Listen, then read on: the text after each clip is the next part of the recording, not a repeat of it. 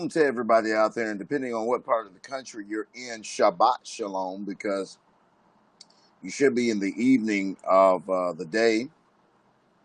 Here on the West Coast, we're still. It's after about about 4:15. So on the West Coast, it's probably after 7 o'clock. I mean, excuse me, on the East Coast, it's after 7 o'clock, 7:14. But depending on what platform you're watching me on, you're in the break of dawn, the break of day per se. So I guess I can say Shabbat Shalom to you. Later on tonight, I'll be doing a conference call, our normal Sabbath weekend conference call, which starts on Saturday. If you have me as a friend on Facebook or Twitter, you'll see a flyer that advertises that conference call. I would advise you to come on there so that you can get some education and some impartation in spiritual things, things pertaining to the Holy Spirit. I invite you to come on. I've been doing conference calls now for about 15 years, almost 15 years. I've been doing teaching on conference calls, and we've been doing videos now for the past 12 to 13 years. So I'm just really excited for the continuation of impartation in the Spirit. Today, I want to talk to you guys because we're celebrating what they call Juneteenth. For those of us that are in the Afrocentric culture, the Black culture, every year, this is what we do. We celebrate Juneteenth, that was commemorated in 1865 of the last slaves that found out about the Emancipation Proclamation that was read in 1863, and that supposedly abolished slavery, supposedly. But as you can see, it took so many years after the fact for everybody to get the word that there was no longer need for slaves. But that doesn't destroy the fact of the truth. Truth of the matter is that even though the Emancipation Proclamation was written, it still didn't free people in a technical sense, because the Constitution didn't change. The 13th Amendment stayed the same and all different things. And so we could go into so many things about what went wrong about it and what went right about it.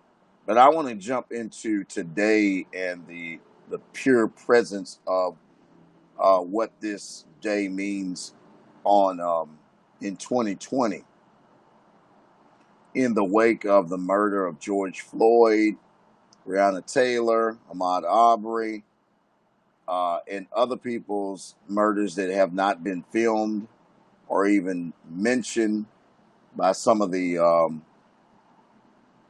activists or civil rights people that are speaking today. There's a lot of things, a lot of black lives, as you will, that have died since George Floyd. Not to mention the travesty of rights that we as people of the Afrocentric uh, community are still suffering. Don't get it twisted. It is an awesome thing to see people standing up and chanting Black Lives Matter and chanting the agendas. It's an awesome thing, and I dare not tell anybody to stand up and get out here, because I feel that it's an about time moment. It's about time that we did something. And then it's amazing how many of the church leaders, religious leaders, are so out of touch with what's going on today. And that really lets me know that they haven't truly been called by the Most High.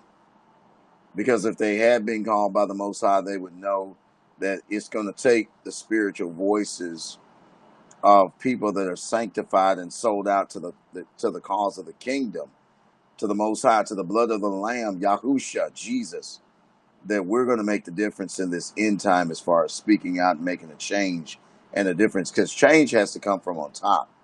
You can do the grassroots and the bottom feeding all you want to, but change never really happens until it happens to people on top.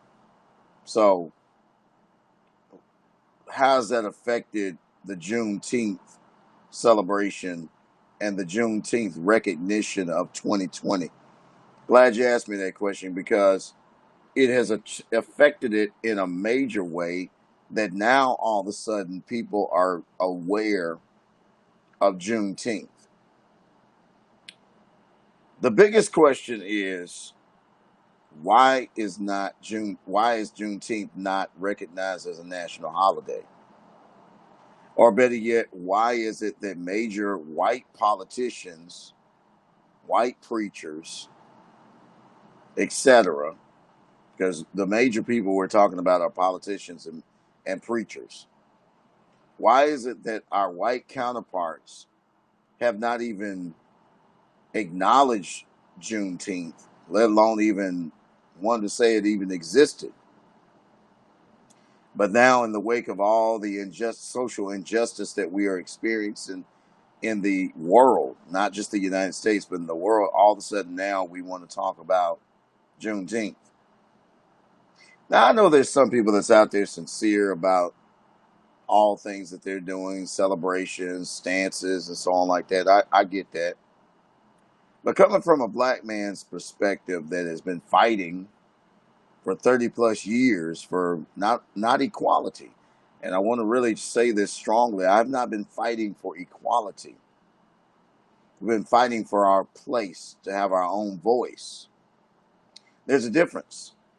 I don't want the same thing that my white counterparts have or any other race of people. We want our own platform, our own voice, our own way of doing things because we tried it other people's way and it just hasn't worked. Uh,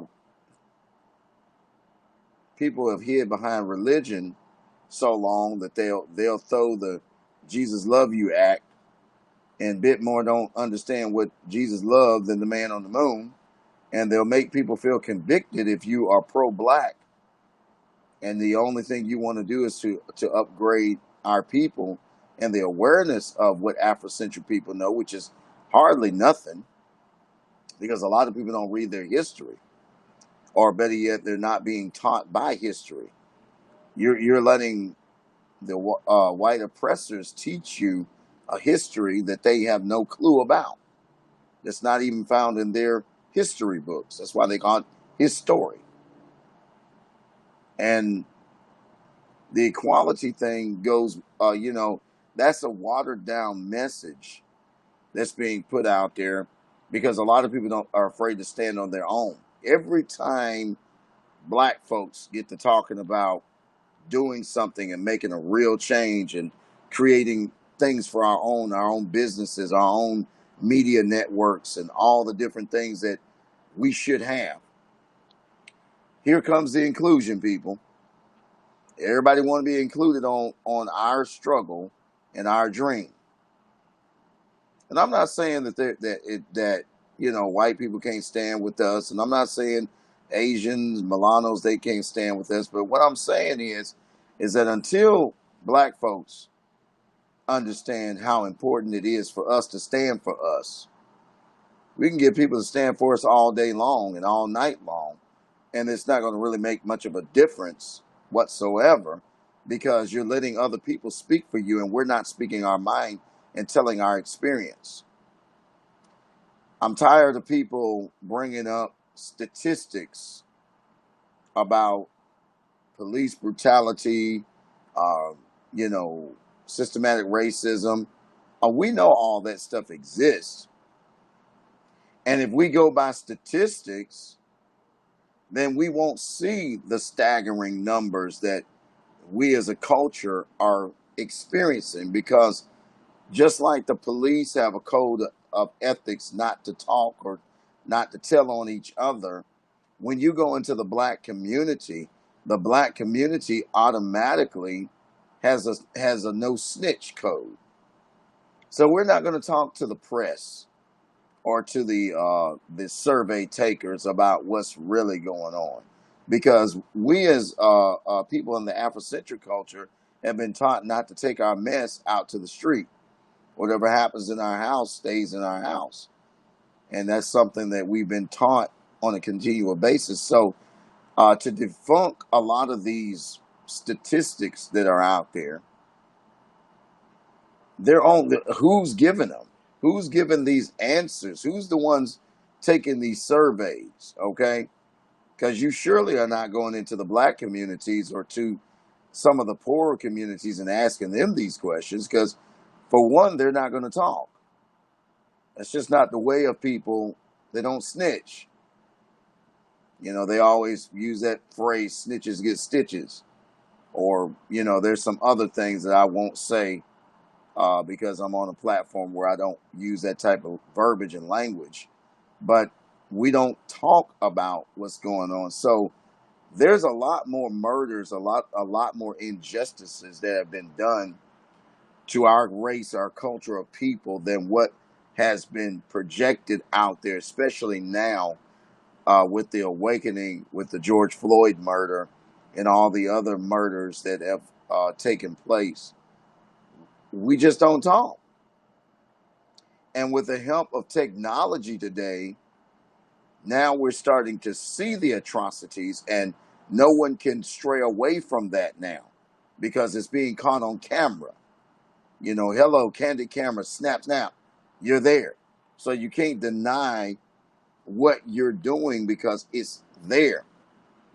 Explanation. Now, we may not still be getting justice for it because I think about what happened in Ferguson, you know, with the young man, and, you know, there was no justice given there. The Eric Garner case, there was no justice given there. Clear-cut murders, clear-cut situations of injustice being imposed in itself. It just so happens that that was by the police. The police are not the only ones that are doing it. Not defending the police, but I'm just telling the facts that police are not the only ones killing black males and black women. Heck, it's happening all across the country by people that are still in white nationalist movements such as the Klan and, you know, the secret societies that don't want to be named and so on like that. There's white supremacist groups, politicians that belong to these groups that have purposely been arisen for the demise of the Afrocentric culture and the not allowing Afrocentric people to be independent, because we should have our own political party. We definitely should have our own media networks, our own entertainment things. We should have our own everything. And every time we get close to seeing this happen, one of our leaders goes down. Bill Cosby, for example. Bill Cosby was doing some positive things, you know, going around speaking lectures and telling people not to use the word nigger, you know, and he was defining a lot of things. Then all of a sudden, he comes up and wants to buy NBC, and then all of a sudden these accusations from 30 years past come up against him. Now, I'm not defending Bill Cosby in no way, shape, or form. I don't defend anybody that does wrong. Nobody. I don't care who you are. But it's just mighty funny that how every time we get someone in the Afrocentric culture that's speaking something that's positive, that wants to change and rearrange stuff, then all of a sudden you either got to change what you're saying, or you're ridiculed with people digging up things on your past, or actually putting things out there in the present that may not be true, but you're being accused of it because of the fear of a black messiah. That's what J. Edgar Hoover was talking about, you know, former FBI chief, boss. That's one of the reasons why there were spies planted in the Black Panther Party to orchestrate the demise of an organization that stood for black rights and that was helping the community and that was uncovering the veil of what we now call white privilege. And I'm not speaking speculation. All this stuff I'm saying is very well documented all throughout Google and Netflix and all these other documentaries and so on like that. So I'm not bringing you any new news. Here in the wake of this Juneteenth, we still are set in a slavery or in a place where we can't think for ourselves, we can't go for ourselves, because if we don't include everybody, then people think that we are racially biased because we're pro-black, black first, if you will. Um, I just see, in my years of life on this earth, how our topics and our importance has been disregarded and put on the shelf while other people come into this country and are able to be noticed and heard faster, quicker, and even picked up by the church better.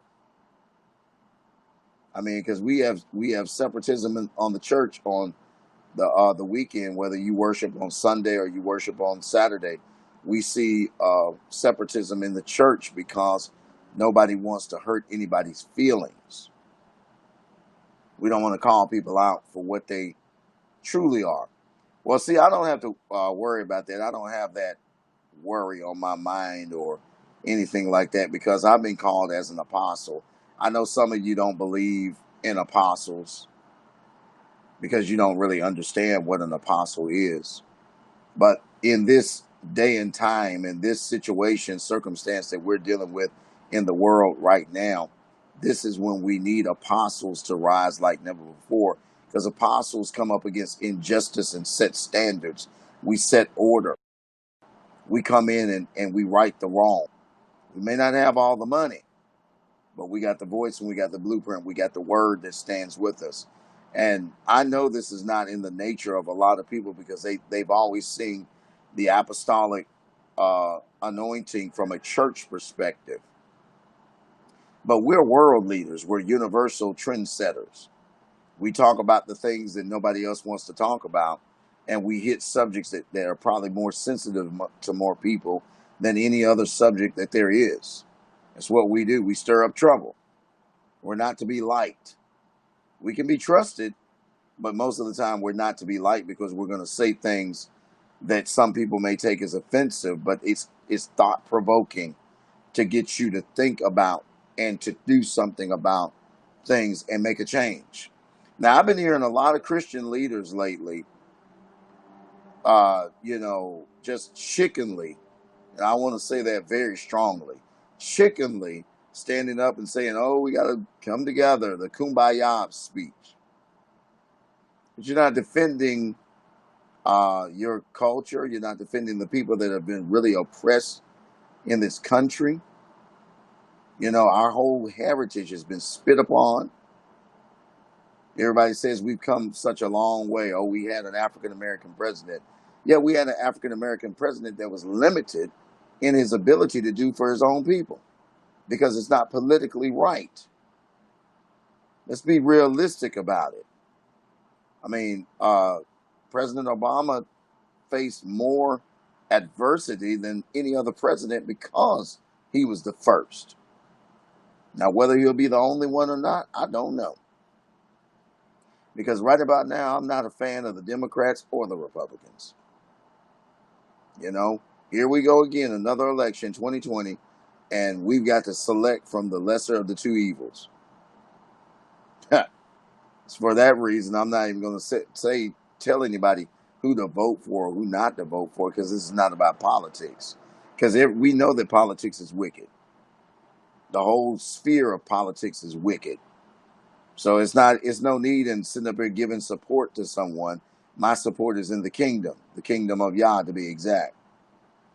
So whatever the king leads us to, that's where we go and support. Because some people forget that Daniel was a government official in the Babylonian government and the Medo-Persian government. He became a governor. He was an official, not because of who he supported, but because of what he was or what he is, which was a prophet of the Most High. They gave him a seat at the table. It was his gifts that made room for him. He didn't kiss a political ring. He followed the anointing. And the Bible says that your gifts will make room for you. So your gifts will have a seat for you. You don't have to go out here and put on some fake campaign of something that you're not. If you walk in truth and you walk in the anointing and the truth is in you, then it will make a door for you to be heard. Now, whether you hold a political position or not, or whether you hold a position of influence, a sphere of influence, if you will, that's really not up to you. That's up to what people are listening to and what they're willing to receive. So we can't say much about that. Daniel was a government official who carried the principles of the Most High and saw into the future and prophesied into the future. Daniel, the 12th chapter and the 4th verse says that he was reading a book of future things and things to come, and the Most High came to him and told him to close the book, mainly because people wasn't ready. It's for another generation.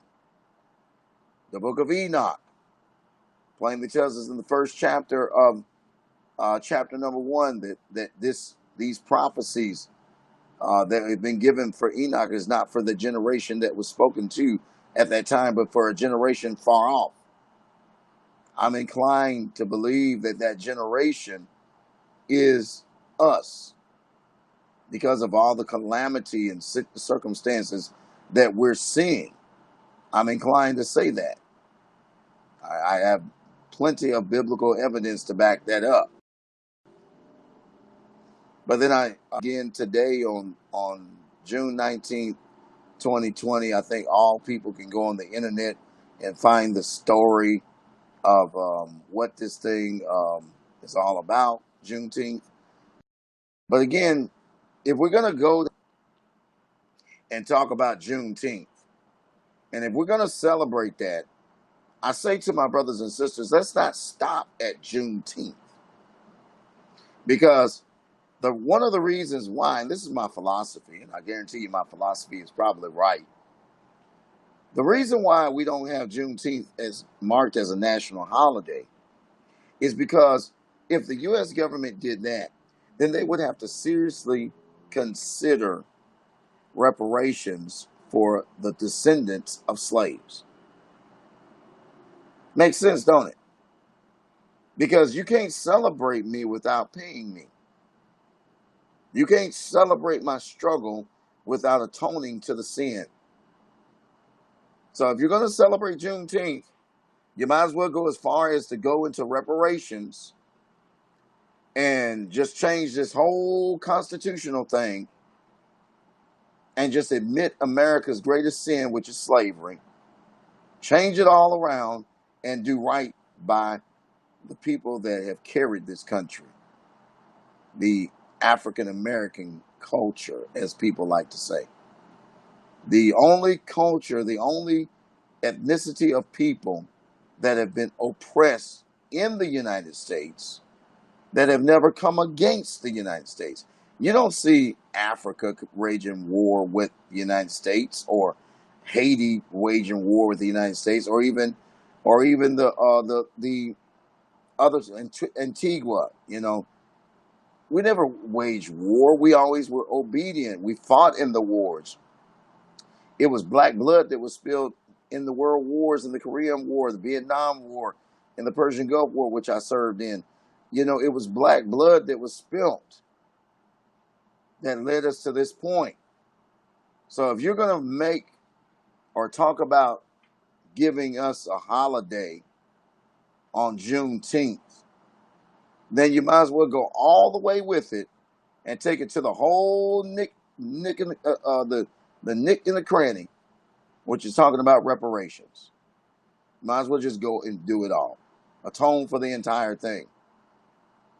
There is no atonement. That's why we see confusion. That's one of the reasons why we're seeing a sudden urge now of everybody's interest in Juneteenth or any other thing dealing with the black culture, because now we want to do the watered down thing. That's what happened to MLK. The message of peace was great, but the message of equality got mixed up with a universal sound that shouldn't have been there. Black folks should have been liberating themselves in the first place, and then we could have dealt with the rest of the world. But we didn't deal with that. We ostracized leaders such as Malcolm X, you know, and said that His message was hate, filled with hate. But now you're not saying that because everything he said, from his famous speeches, Ballot in the Bullet, and the field Negro and the house Negro, so many different speeches that it's a shame. And then we quote civil rights veterans, icons such as Dr. Claude Anderson that have been speaking black first for the longest, and then you get to this generation of notable black people that are doing some great things, such as Dr. Boyce Watkins. Um, Let me not be remiss by mentioning in the media world, Roland Martin, speaking black news, speaking to our people and giving us the stories that you wouldn't see on MSNBC News or CNN and all these other places, because they understand the message. They understand the plight of this thing. And the bad part about it is that they're not killing black folk because they're Republicans or because they're liberals or nothing like that. They want the facts. Let's put down the agenda of what you represent, and let's find out who you really represent. If you got black skin, dark skin, or even light skin, you're black. Black first. We haven't been taught that. We've been taught by our oppressors not to talk that way or not to even think that way. I mean, heck, we see it in the church all the time. I'm an archbishop. My archbishop, and I operate in the body of Messiah as a chief apostle. A lot of people have a problem with that. They say, oh, it is a chief apostle. Oh, I don't believe in an archbishop. Of course you don't. But if I was white, you would. If I wasn't wearing dreadlocks, I'm categorized because I'm a casual wearing person and so on like that. I don't always wear my clergy collars and my garb. I wear it, but I don't wear it all the time. And when I do wear it, what kills it with a lot of people is my hair. And just like any other culture of people, you make mistakes, you pick the wrong folks to be around you and so on like that. And sometimes you're defined by that too. But once you wake up and you speak out into some common sense factors, that's when people start getting scared. They're like, oh, you can't say that. He's not supposed to say that. I'm not worried about what people think I'm supposed to say. Heck, I walk in the apostolic anointing, so I'm going to say whatever. And you better believe I'm going to have word to back me up, and I'm going to have the boldness and the gall to really stand up for peace and righteousness, either way it go. So it doesn't matter to me whether people believe in me or not, or believe what I say. What I care about is whether the message is being relayed and there's a conversation being generated from it. I mean, come on, man. You got TV One, BET, Black Entertainment Television. We've got a lot of stuff in this culture that we need to build upon. We need to get our own businesses. Buy black, be black. That's the only way that we're going to see the real change, because when you hit people in the pocketbook, then they start thinking about that and they lose those dollars. They say, whoa, whoa, whoa, whoa, we got to change this here. You know, you got the inevitable Democratic candidate who is Joe Biden. I like Joe. I do. I think he's a whole lot more sincere than what we have in the White House right now. But he doesn't come without faults. Doesn't come without faults. And we don't want to make this election seem like we got to pick between the lesser of two evils. We got to pick according to our future. We have to decide according to what's right and what's wrong. So a lot I could say about 45, but I'm not, because he's not really my concern right here. I'm not going to give a lot of publicity to some of the silly things that I've heard this man say. So you're not going to get a platform here with me. But what I will say is that we have to understand that a lot of people that are coming forth now that are saying, I support you, I really hope that's true. I can't look into a man's heart, even though I do have the spirit of discernment, and I've been given, and I operate in the gift of prophecy. It is still not feasible for me to use my gifts in a form of witchcraft, picking through people's brains and hearts, trying to see where they at. We all have a freedom of choice. We all have a free of choice in the spirit to choose what we want to choose, serve who we want to serve, do what we want to do. So I just hope that the people out there now are serious about where they're at, and they're serious about making some change. I'm talking about non-Afro people. I hope you guys are serious about it, because we don't have a problem with you standing with us, stand for us. This is not an issue that you can talk about because you're not living it. You can't help it. I'm living in the skin that I'm in, so I live it. You may deal with it on different levels yourself, but you would never understand my plight because I was born black. I didn't have a choice whether I was going to be black or white. I was born black. So I deal with the reality of fear every single day, of being blocked in the workforce every single day, of actually being misunderstood and taken wrong every day. Not by the content of the body of my speech, but because of the color of my skin and the threat of my intelligence that would cause you to feel inferior to me. But your fear has stricken so hard that now you seeped into my world, which is the church world, and you've even taken over that. And most black people in church don't like listening to a strong black preacher, especially an apostolic preacher. You even have to ask the white people for permission to listen to us. Now, ain't that a shame? You got to ask for permission to listen to what we're saying. And for that reason, that reason alone, I preach to crowds of 1, 2, 3, 10, 1,000, 10,000. You know, the crowds change. You have to preach like you're losing your mind every time you get up to do something. And you can't worry about the crowds. You can't worry about the amens. I can't look at these videos and worry about who's liking what I'm saying and who doesn't like what I'm saying. I'm coming here with the agenda of projection, so people hear it one way or the other. And it's regardless of whether they like what I'm saying or not. I got to say what the Spirit leads me to say, what the Spirit has given me a clear definition to understand. Because one thing about me is I don't speak what I don't know. I think that's very dangerous.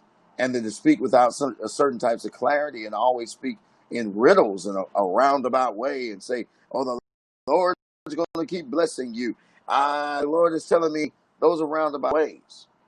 We need specifics when we speak on things.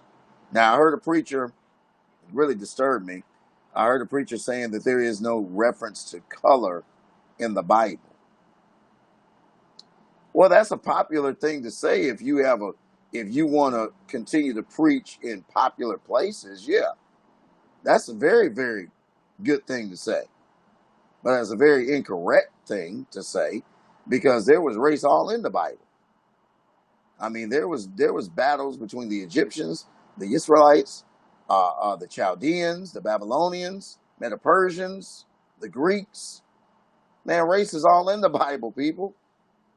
So don't come tell me that you don't see nothing about no color in the Bible, because even it talks about the description of the Messiah in Daniel 10:6, and also in Revelation. Said he had hair like wool, eyes like fire, skin like a brownish bronze. Man, good God. And then some people say, well, that's not black people, that's people in the Middle East. Where do you think the Afro culture comes from? Where do you think we come from? Where do you think we originated from? Hello, somebody. Don't be brainwashed, because that's what we're seeing. We're seeing a lot of our Afro people being brainwashed into the blockage of our heritage and culture. We don't even want to act black anymore. We get facelifts and we put on all types of makeup to cover up who we really are. We change our hair color and everything. And it says to people that you're not satisfied with you, with the way that Yah has made you. Be happy with who you are. Be satisfied with the skin that you're in.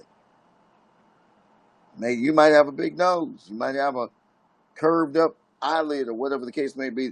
But you are happy with who you are because of the identification that you have come to grips with. And there is no lacking and stopping in your blackness. I'm coming out a little bit more vocal than what I've ever been now because it's time for us to embrace blackness. Black is beautiful. There's nothing about black that you should be ashamed of. Black is beautiful. And when we stand in front of our oppressors, whether it's in the church or whether it's on the political field or wherever it's at, we need to make them aware that we want you to see us. See me. I want you to see me as a strong black man. I want you to see me as a black man. To see the difference between me and you. Hatred in the black community did not start with black people. It was implanted through the Jim Crow mentality and other people that have philosophies, in that South, that mentality that destroyed our people, and they wanted to destroy us from within. Heck, the Black Panther Party was infiltrated. You know how many ignorant white people I've talked to that think that the Black Panther Party was a terrorist party, and they don't understand that the Black Panthers were there as a party to help the black community in Oakland, California. That's how they started. They built chapters all over the United States for that very reason. They were infiltrated because it was not something that was tolerated. Social change was not welcome. Black people were not equal. We were considered to be less than. In some instances, our own women, black women, were used to manipulate and destroy black men. See, this is going to be a hard pill for a lot of people to swallow, but this is a reality. And then you guys want to talk about this universal thought of coming together. How can we come together when we're not together? Malcolm X said it plain as day. He said, listen, when he came back from Mecca, at the press conference, you can check it out, it's documented. They asked him, he said, brother, they said, Minister Malcolm, are you going to allow white people to join your organization? And he said, no, because we as black people, as a people, we need to get ourselves together before we start reaching out to other people. And some people take that as a racist answer. No, that's a realistic answer. There's nothing racist about that. I love white folks. I have great white friends. But guess what? My white friends can't solve my black problem. Okay? You can't give me my black identity. You can my black dignity. This is something that we as a people have to band together and understand that that's what we're building. If we're going to touch another generation, we got to teach them the history. We got to teach them the raw, real history and give them a hope for the next day. Stop running around here trying to be like all these entertainers and understand that we're superstars all by ourselves because we're a race of people that has been chosen by the Most High. Yeah, we're chosen by Him. I mean, it ain't no secret that the real chosen people of Yah are us. There's no secret. I mean, the cat's out the bag. So many people want to hide behind that and say, oh, no, it's the Israelites. Well, who were the Israelites in the beginning? Who were they? Do your history. Check up on that. The American Negro, as you call it, has been deemed as the tribe of Judah, Yahudah. Came out from the loins of Abraham, Father Abraham. Hello, somebody. We came out from the loins of that. You can't hide that history, those facts. So we got to build our people in that. And this is not a racist statement I'm making, nor is this a racist video. It is a factual video where I want to help my people to wake up. 2 Chronicles 7:14. If my people who are called by my name would humble themselves and turn from their wicked ways.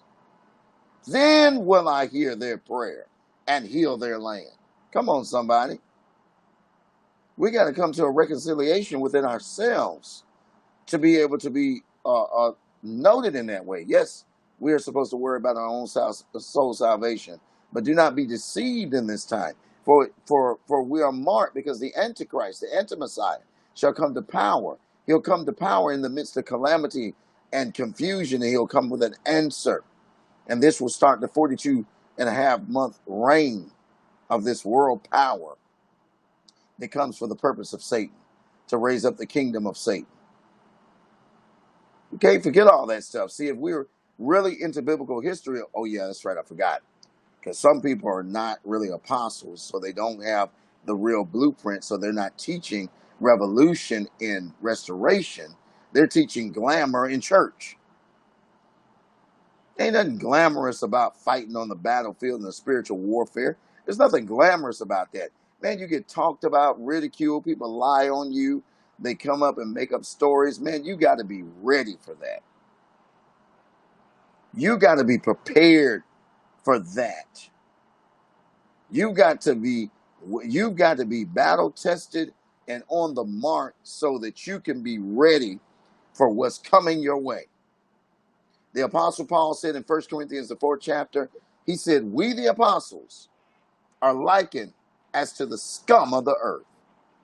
You sure you want to be an apostle now?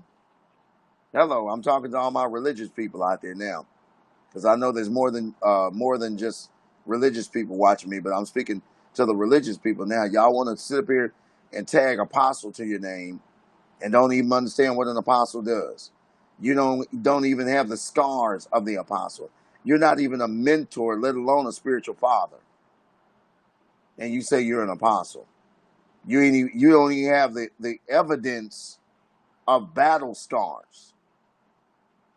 Come on, man. Be careful what you ask for.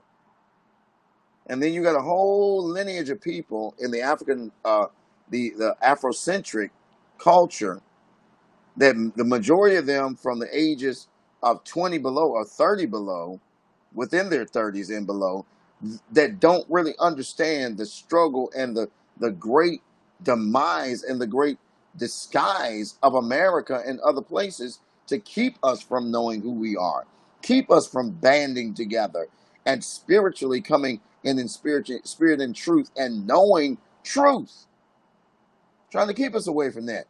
And we are so blind to the fact, because we'll get in our pulpits and pray peace, peace, peace, but then we have deception going on. We ourselves are up to no good, because the only thing we care about is finances for ourselves. Yeah, I believe in finances, but I believe in the finances of a people so that we don't have to be dependent on anybody. Because we should be doing our own things in our own neighborhoods. If we had money, we could have our own police.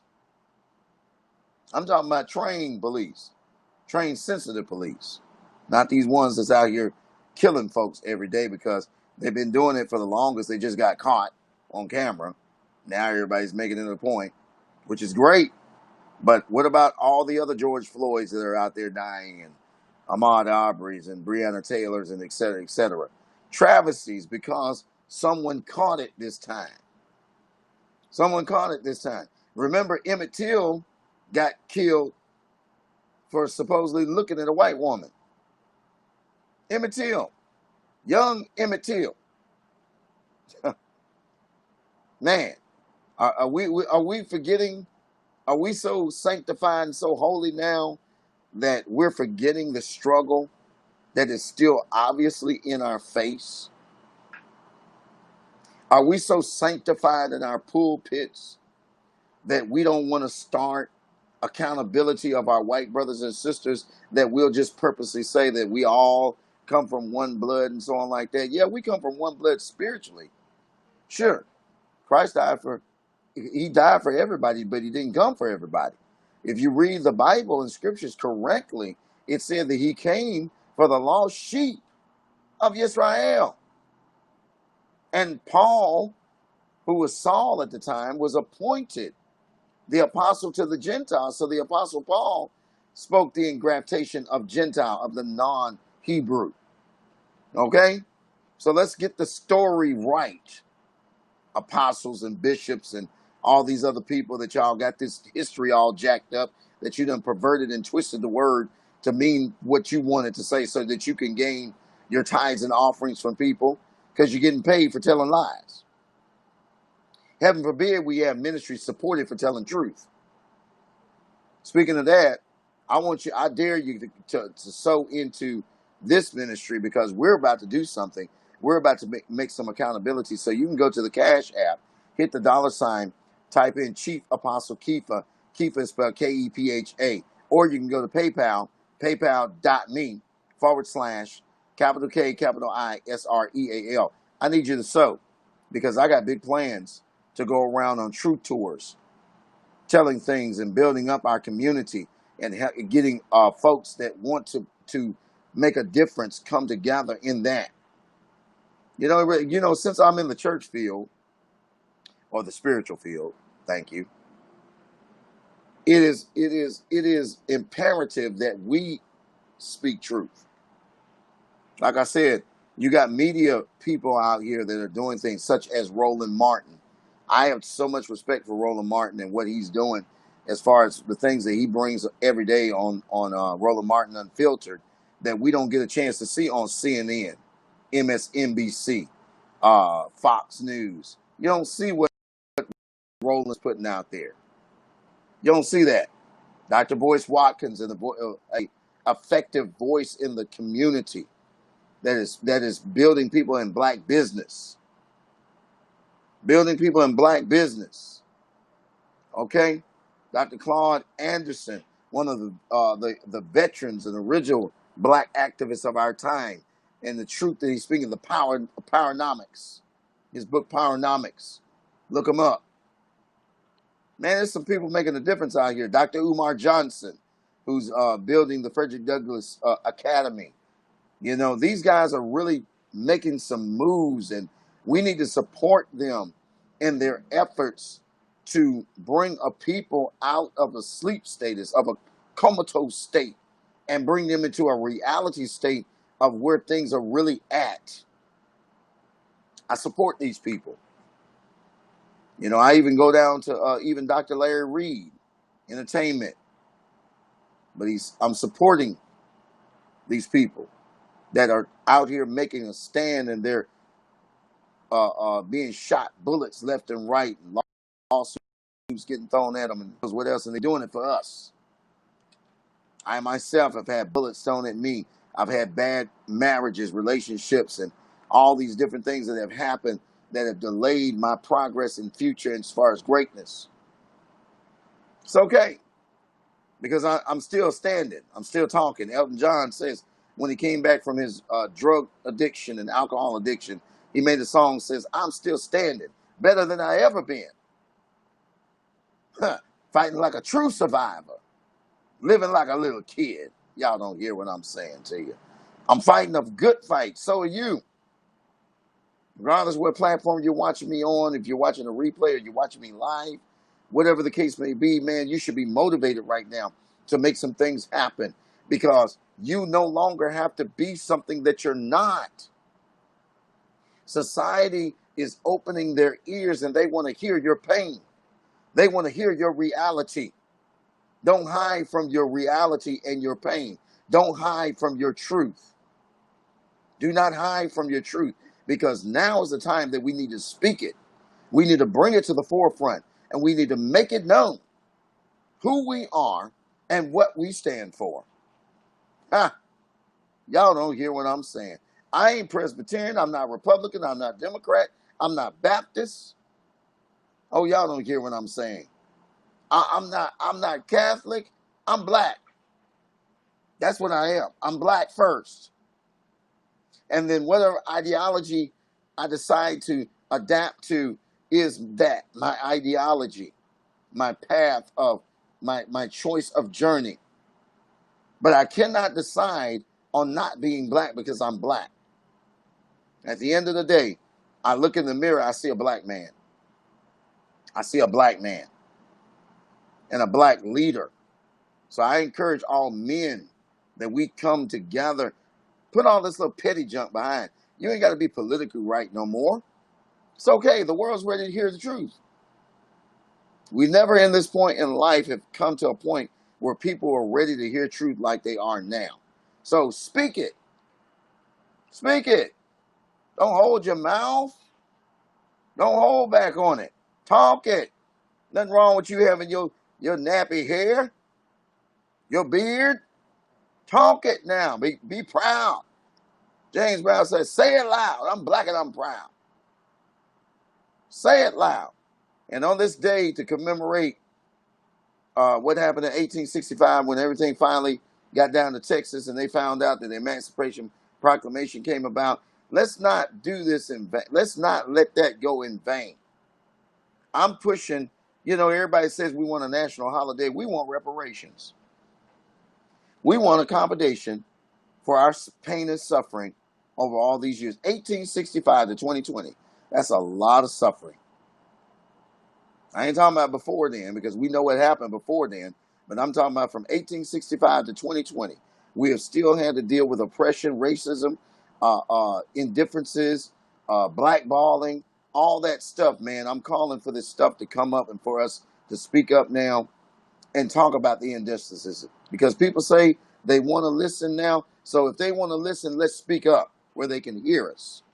Let's speak up loud where they can hear us. Let's give it to them. And for all you people out there marching, kudos to you. I'm not physically able to get out there and march. I'm not really medically cleared to be out there to do some of the things that some of y'all younger people are doing. And I really commend you guys for doing it, whether you're white, black, or whatever.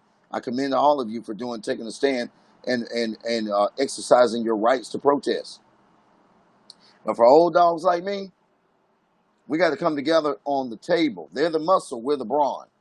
We come together with a strategy. We come together with the notebooks, and we come together with the articulation in our words and say something. Silent no more I shall be. Silent no more. And we got to come together on that. I'm not looking for white preacher. If I get a white preacher that calls me or that contacts me after this, that's all well and good because I welcome the help. I'm all for it. But I'm calling these black leaders out. Man, come on up out your little fantasy mindset and realize that your skin going to be rated for anything else. I don't care what your connection is. And the discussion of racism shouldn't be a discussion that white people are having with black people. It's a discussion that needs to be held amongst white people. They need to figure this thing out and figure out why they are dealing with what they're dealing with. They need to figure this out. That's not a discussion that we need to be in on because we're the target of the discussion. So I want them to talk about it. I guess that's why nobody's called me on anybody's panel since this thing has happened. I've been called on many panels before, but since this thing has taken rise and taken note into mainstream, I haven't received too many phone calls about being on anybody's panel. So that's the reason why I make my own platform to talk about the things that I feel is important. And this is really important. If you're watching me on whatever platform you're watching me on, know that this is a very important topic that we're on. I'm not going to stay on much longer because I got to teach tonight. If you guys want to join me for some biblical teaching, for some inspiration and spirit, you come to our conference call on our empowerment weekend. And the number is 339-207-7263. You don't have to dial an access code to get in. Just dial straight in. We start at 9 p.m. on the Eastern Standard Time, 8 p.m. on the Central, and 6 p.m. on the Mountain. Because this is Sabbath, so we have a Sabbath lesson for tonight. So you're welcome to come. You're welcome to sow into the work, whether it be the civil rights part of our work or whether it be the spiritual part. It all comes to the same thing. You can go to the Cash app, put in the $, type in Chief Apostle Kefa. Kefa is spelled K-E-P-H-A. Or you can go to PayPal, paypal.me / capital K, capital I, SREAL. I'm going to be doing a lot of these common sense videos and talking about a lot of different things. And I save my teaching for my calls and for my platforms of teaching, but this is a platform of expression right now. And in this platform of expression, I'm talking to spiritually minded people and carnally minded people. And let's bring some sense into whatever it is. Happy Juneteenth to everyone that it pertains to, that is celebrating it and that understands the monumental importance of it. Happy Juneteenth to you. Let this Juneteenth be monumental as the beginning of truth and things that we deserve. It's great to hope.